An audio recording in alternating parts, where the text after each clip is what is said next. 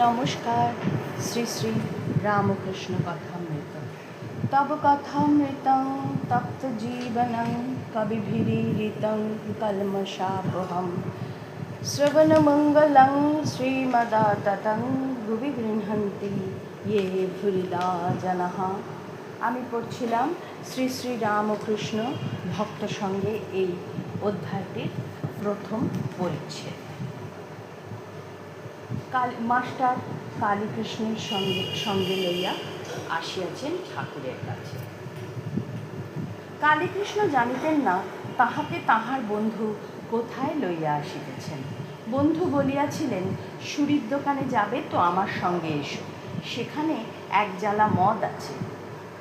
Master আসিয়া বন্ধুকে যাহা বলিয়াছিলেন প্রণামান্তর ঠাকুরকে সমস্ত নিবেদন করিলেন। ঠাকুরও হাসিতে লাগিলেন। ঠাকুর বলিলেন, ভজনানন্দ ব্রহ্মানন্দ, এই আনন্দই সুরা, প্রেমের সুরা। মানব জীবনের উদ্দেশ্য ঈশ্বরে প্রেম, ঈশ্বরকে ভালোবাসা। ভক্তি সার, জ্ঞান বিচার করে ঈশ্বরকে জানা বড় কঠিন। এই বলিয়া ঠাকুর গান গাহিতে লাগিলেন। কে জানে কালী কেমন, স্বরদর্শনে না পায় দর্শন। আত্মারামের আত্মা কালী, প্রমাণ প্রণবের মতন। সে যে ঘাটে ঘাটে বিরাজ করে, ইচ্ছাময়ীর ইচ্ছা যেমন। কালীর উদরে ব্রহ্মাণ্ড, ভাণ্ড প্রকাণ্ড তা বুঝো কেমন। যেমন শিব বুঝেছেন কালীর মর্ম, অন্য কে বা জানে তেমন। মূলাধারে সহস্রারে সদা যোগী করে মনন। কালী পদ্ম বনে হংস শনে, হংসী রূপে করে রমণ।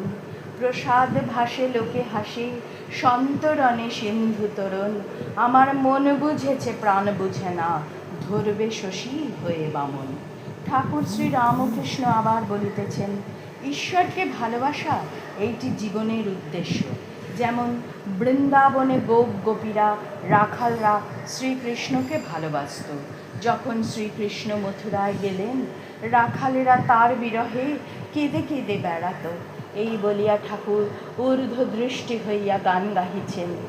দেখে এলাম এক নবীন রাখাল, নবীন তরুর ডাল ধরে। নবীন বৎস কোলে করে বলে, কোথা রে ভাই কানাই। আবার কাবই কানাই বেরোয় নারে, বলে কোথা রে ভাই, আর নয়ন জলে ভেসে যায়। ঠাকুরের প্রেমমাখা গান শুনিয়া মাস্টারের চক্ষুতে জল আসিয়াছে। ওম নিরঞ্জনং নিত্যানন্তরূপম ভক্তানুকম্পাধৃত বিগ্রহং বৈ ঈশাবতারং পরমেশমিদ্যং ত্বং রামকৃষ্ণং শিরসা নমামো। হরি ওম তৎসৎ শ্রীরামকৃষ্ণার্পণমস্তু। জয় প্রভু, তব কৃপা কেবলম।